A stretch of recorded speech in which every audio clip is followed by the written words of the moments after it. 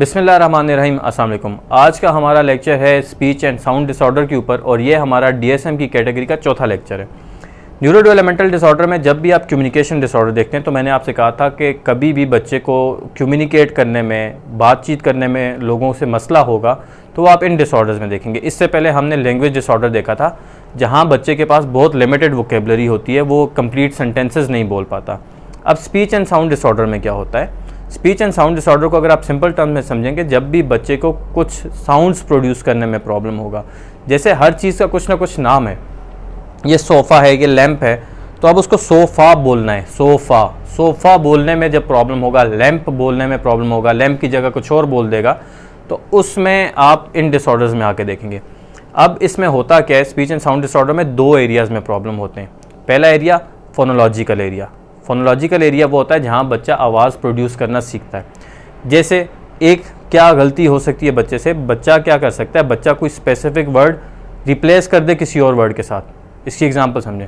अगर बच्चे को आप बोले ना ये क्या है, अगर काइट उसको दिखाएं, वो के को टी से रिप्लेस कर दे, बार बार हर जगह पे के को टी से रिप्लेस कर दे, पूछें ये क्या है, काइट, वो बोले टाइट है, ठीक है।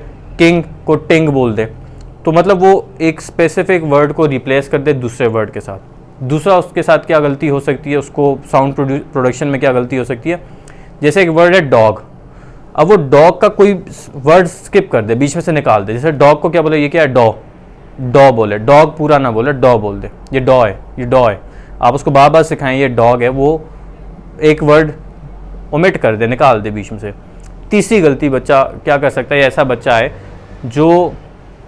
जो ना वर्ड का मतलब चेंज कर दे, उसको डिस्टॉर्ट कर दे, साउंड ही डिस्टॉर्ट कर दे। जैसे खाना को थाना बोलना, खाना है, थाना है, थाना है, बार बार आप उसको सिखा रहे हैं, वो बोल रहा है थाना है, थाना है, थाना है, ठीक है। मून को थून बोलना शुरू कर दे, ये क्या है, मून है, थून है, ठीक है।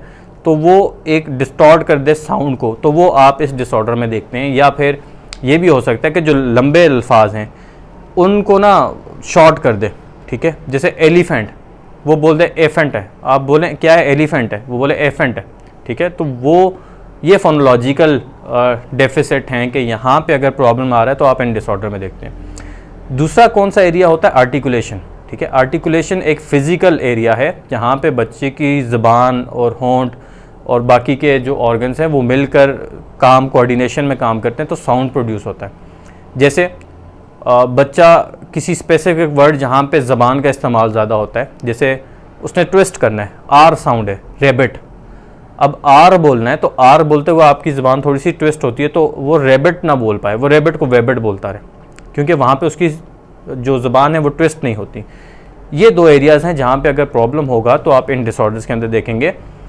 तीसरा एक है, मैं आपको सिंपल करके बता दूँ, वो एप्रेक्सिया है। एप्रेक्सिया वैसे न्यूरोलॉजिकल कंडीशन है, उसमें ये होता है कि ब्रेन में कहीं डैमेज होता है या ब्रेन का कोई कोऑर्डिनेशन जो है बाकी के मसल्स के साथ, आपके वोकल्स के साथ, आपकी ज़ुबान के साथ, आपके होंठों के साथ, तो वो प्रॉपर नहीं चल रहा होता, वो न्यूरोलॉजिकल कंडीशन है, वो भी आपने देखनी होती है। लेकिन आपने पहले दो एरियाज़ को लाजमी देखना है।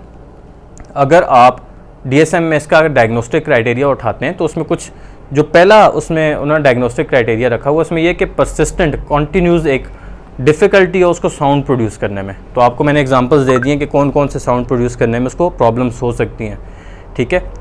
दूसरा उसका उन्होंने लिखा हुआ है कि उसकी जो साउंड प्रोडक्शन की वजह से जो उसकी लिमिटेशन है वो इफ़ेक्ट करे उसके कम्युनिकेशन को। तो ऐसे बच्चों का अगर कम्युनिकेशन भी इफ़ेक्ट हो रहा है, सोशल पार्टिसिपेशन भी इफ़ेक्ट हो रही है, एकेडमिक परफॉर्मेंस भी इफ़ेक्ट हो रही है, तो वो क्राइटेरिया भी मीट होना चाहिए, बच्चे की ये चीज़ें भी डिस्टर्ब होनी चाहिए। तीसरा अर्ली डेवलपमेंट, या आपने उसको चाइल्डहुड में डायग्नोज करना और उसकी जो स्पीच है वो लेट डेवलप हुई भी हो, ठीक है। ये तीसरा उसका क्राइटेरिया आ जाता है। चौथा अगर आप उसका देखेंगे तो उसमें मेडिकल कंडीशंस कोई नहीं होनी चाहिए। Medical conditions like cerebral palsy उन्होंने लिखा हुआ है, ये एक ब्रेन डैमेज की कंडीशन है कि जहाँ पे आपका ब्रेन जो है वो प्रॉपरली उसके साथ कोऑर्डिनेशन नहीं कर रहा होता, ठीक है, या बर्थ से पहले भी, ठीक है, वहाँ पे भी ये ख़राबी आ सकती है, ड्यूरिंग द बर्थ भी अगर कोई डैमेज आया वहाँ भी। अब इसमें क्या होता है, सेरेब्रल पैलेट में या स्लेफ्ट प्लेट में, सॉरी, इसमें यह होता है कि वो गैप रह जाता है, उसके जो माउथ की जहाँ से वो साउंड प्रोड्यूस होता है वहाँ पे गैप आ जाता है, यहाँ पे कोई ख़राबी होती है, वो कंडीशन ना हुई हो, आपने उसका ज़ाहिर मेडिकल एग्जामिनेशन करना होता है। डेफनेस या हेयरिंग लॉस ना हुआ हो, उसका ब्रेन इंजरी ना हुई हो कोई, ठीक है, या फिर उसका जो कोई और न्यूरोबायोलॉजिकल या मेडिकल कंडीशन उसकी न्यूरोलॉजिकल या मेडिकल कंडीशन उसकी ना हो। तो ये 5 क्राइटेरिया आपने देखने होते हैं। अब आपने करना क्या है, अगर इस किस्म का बच्चा आपके पास आ जाए तो आपने करना क्या है। सबसे पहले तो आपने एक सिम्टम चेकलिस्ट बनानी है और सारे सिम्टम्स उसमें चेक करने हैं। अगर वो सिम्टम उसके अंदर मीट हो रहे हैं तो आप उसको एक डायग्नोसिस दे सकते हैं कि इसको क्या प्रॉब्लम है। अब जैसे सबसे पहला सिम्टम उसमें क्या हो सकता है, बच्चा जो है सेम वर्ड को डिफरेंट सिचुएशंस में प्रोनाउंस करने में उसको डिफ़िकल्टी हो, या सेम कॉन्टेक्स्ट में प्रोनाउंस करने में भी कभी कभी उसको डिफ़िकल्टी होना शुरू हो जाए। दूसरा सिम्टम ये हो सकता है कि बच्चा जो है वो एक साउंड को दूसरे से रिप्लेस कर दे, जैसे मैंने आपको बताया है कि वो के को टी से रिप्लेस कर दे। तो अगर वो एक साउंड को दूसरे से रिप्लेस करता है तो ये एक सिम्टम है। आप उससे एक्टिविटीज़ करवा सकते हैं, आप उसको मुख्तलिफ़ किस्म के वर्ड्स उसके सामने रख सकते हैं, एक लिस्ट रख सकते हैं कि ये देखें, ये इसको प्रोनाउंस करें, और आप फिर देखेंगे इसको कहाँ कहाँ प्रॉब्लम आ रहा है। तीसरा सिम्टम ये आपने चेक करना है कि बच्चा कोई ख़ास वर्ड्स को ओमिट कर दे बीच में से, ठीक है। जैसे मैं आपको एग्जांपल दे चुका हूँ कि डॉग को डॉ बोलना शुरू हो जाए। या चौथा सिम्टम आप ये देखें कि वो डिस्टॉर्ट कर दे साउंड को, जैसे मैंने आपको बताया खाना को थाना बोलना शुरू कर दे। ये सिम्टम आपने चेक करना है। आपने इस तरह के वर्ड्स उसको बोलने और आपने देखना है वो डिस्टॉर्ट तो नहीं कर रहा साउंड। जो लंबे अल्फाज हैं, जो मुश्किल अल्फाज हैं, उनको बोलने में उसको प्रॉब्लम हो, जैसे मैंने आपको बताया एलिफेंट को एफेंट बोलना शुरू कर दे। लेट डेवलपमेंट ऑफ स्पीच आपने देखना है कि आपने पेरेंट्स से पूछना है कि इसकी जो डेवलपमेंट है वो लेट तो नहीं हुई, मतलब बहुत लेट बोलना तो नहीं सीखा इसने। अच्छा, जो ये भी देखना है कि जो उसको नहीं जानते लोग, उसको इसकी ज़बान समझने में प्रॉब्लम आती हो, ये आपने सिम्टम उसमें लाजमी चेक करना है, ठीक है। इसके अलावा उसको फ्रस्ट्रेशन होती हो अपनी इस स्पीच की वजह से, और उसकी वजह से वो अवॉइड करता हो मुख्तलिफ़ सिचुएशंस को, ठीक है। और बार बार सिखाने के बावजूद भी लिमिटेड इम्प्रूवमेंट हो उस बच्चे के अंदर, तो आप ये सिम्टम चेकलिस्ट उस पर चेक करेंगे तो आप उसको डायग्नोज कर सकते हैं कि उसको ये डिसऑर्डर है। अब आपने इसको डिफरेंशियल डायग्नोसिस अगर आप इस डिसऑर्डर के देखते हैं तो आपने इसको 3-4 चीज़ों से आपने इसको डिफरेंशिएट करना है। Number 1, normal variations. Normal variations मैंने आपको पहले ही बता चुका हूँ कि अक्रॉस द सिचुएशंस वो सेम ही बिहेव कर रहा हो, ये ना हो कि वो स्पेसिफिक सिचुएशन में बिहेव कर रहा हो, स्पेसिफिक सिचुएशन में उसका साउंड एरर आए और बाकी जगहों पे ना आए, ठीक है। दूसरा, आपने हेयरिंग देखनी है, हेयरिंग लॉस वगैरह ना हुआ हो, वो आपने देखना है। तीसरा, आपने देखना है कि स्ट्रक्चरल कोई डैमेज ना हुआ हो, जैसे मैं आपको पहले ही बता चुका हूँ कि आपके वो बिफोर बर्थ या ड्यूरिंग द बर्थ कोई इस किस्म की इंजरीज ना हो गई हो जहाँ से बच्चे की आवाज़ का साउंड प्रोडक्शन वाले ऑर्गन्स में प्रॉब्लम आ गई हो। और चौथा उन्होंने बताया हुआ है डिस्थेरिया, आई थिंक उसमें ये मोटर डिसऑर्डर में आ जाता है कि जहाँ पे उसकी जो न्यूरोलॉजिकल कंडीशंस हैं ना वो ख़राब होती हैं, न्यूरोबायोलॉजिकल कंडीशंस उसकी ख़राब होती हैं, वो आपने लाजमी साथ में देखनी है, उससे डिफ्रेंशिएट करना। अगर वो चीज़ें हैं जहाँ पे न्यूरोलॉजिकल डैमेज है तो वो आप इस डिसऑर्डर में डायग्नोज नहीं करेंगे। एंड लास्ट, आपने देखना है कि सिलेक्टिव म्यूटिज़म से ये डिफरेंट हो। सिलेक्टिव म्यूटिज़म क्या होता है कि वो सिलेक्टिव कंडीशन में बच्चा खामोश हो जाता है, नहीं बोलता, ठीक है। लेकिन ये अक्रॉस द सिचुएशंस इसी तरह सेम साउंड प्रोड्यूस करो। सिलेक्टिव म्यूटिज़म में ये हो सकता है कि बाज़ औक़ात एक सिलेक्टिव जगह पर जाके बच्चा बिल्कुल खामोश हो जाता है, वो बोलता ही नहीं है, लेकिन उस कंडीशन से हट के वो बोलता है, वो साउंड भी सही प्रोड्यूस करता है। तो इस डिसऑर्डर में, स्पीच साउंड डिसऑर्डर में अक्रॉस द सिचुएशंस बच्चा सेम ही बिहेव करता है। लेट्स सपोज ऐसा क्लाइंट आपके पास आ गया, तो अब आपने उसका ट्रीटमेंट प्लान कैसे बनाना है, ठीक है।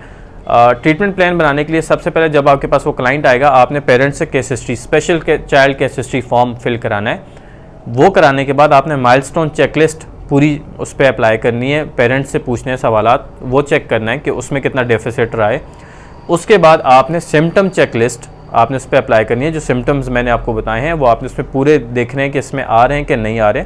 एक्टिविटीज़ के थ्रू देखें, ये नहीं कि सिम्टम्स बस आपने पूछते रहना है, आपने एक्टिविटीज़ करवानी है, जैसे कुछ साउंड्स उसको बताने हैं, कुछ लिस्ट उसको देनी है, बच्चा प्रोनाउंस कर करके आपको बताए, और बाकी केस हिस्ट्री के थ्रू भी आपको बहुत सी इन्फॉर्मेशन मिलेगी। अब उसके बाद आपने क्या करना है, अगर आपको लगे कि ये उस क्राइटेरिया पे पूरा उतर है तो इसको एक टेंटेटिव डायग्नोसिस कह दें, या आप उसको बोल दें एक डाउटफुल डायग्नोसिस आप कह दें कि मैंने दे दिए। उसके बाद आप उसकी एवेल्यूएशन के लिए भेज दें, मेडिकल एवेल्यूएशन, वो बहुत इंपॉर्टेंट है। मेडिकल एवेल्यूएशन के लिए मेडिकल के किसी लोगों को आप रेफ़र कर दें, और वहाँ पे वो क्या करें, वो उसकी हेयरिंग असेसमेंट मुकम्मल करें, ठीक है, कि कहीं पे उसका हेयरिंग प्रॉब्लम तो नहीं है, ठीक है। ENT को रेफ़र करें, ENT क्या चेक करेगा कि उसकी जो वोकल्स प्रोड्यूस हो रहे हैं, जो सारा पैसेज बना हुआ वो प्रॉपर है या उसमें कोई ख़राबी तो नहीं है कि जिसकी वजह से साउंड प्रोड्यूस करने में मसला आ रहा है।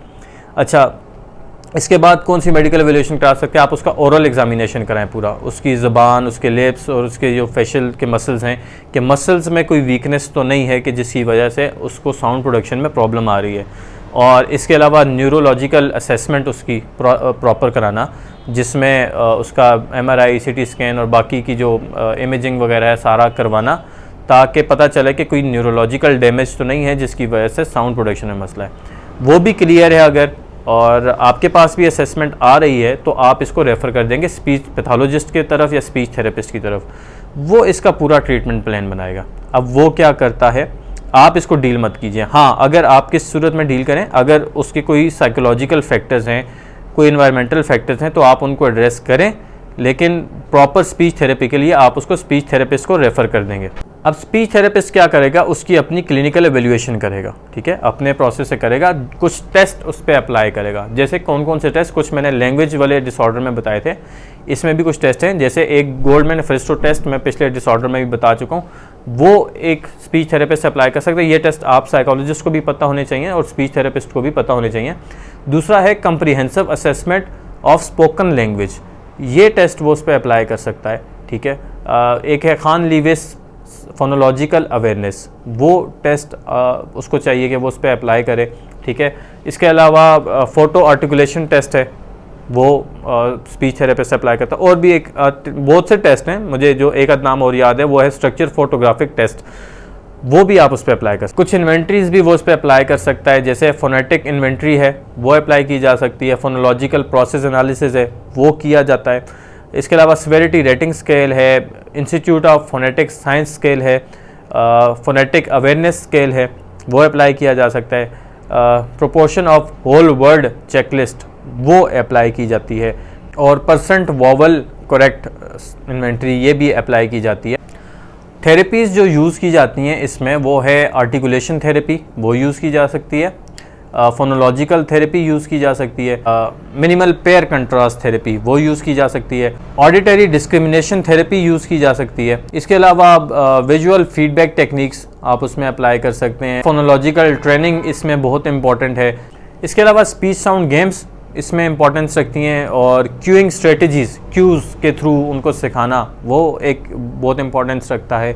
टेक्नोलॉजी का यूज़, टेक्नोलॉजी इनकॉर्पोरेशन टेक्निक्स वो आप इसमें इस्तेमाल करते हैं। और इसके अलावा अगर आप मोटर स्पीच एक्सरसाइजेज भी कराएं तो वो भी बहुत हेल्पफुल हो सकती हैं। ये था आज का लेक्चर। सिंपल वर्ड्स में अगर आप देखेंगे, जब भी बच्चे को साउंड्स प्रोड्यूस करने में प्रॉब्लम होगा तो आप इस डिसऑर्डर में उसको देखेंगे। कोई भी आपका सवाल हो तो आप कमेंट की फॉर्म में पूछ सकते हैं, मुख्तलिफ सोशल मीडिया प्लेटफॉर्म है आप उन पे जाके पूछ सकते हैं, आप व्हाट्सएप पे मैसेज करके पूछ सकते हैं, कोई हेल्प चाहिए हो तो मांग सकते हैं। इंशाल्लाह आपसे नेक्स्ट लेक्चर में मुलाकात होगी, तब तक के लिए अल्लाह हाफिज़।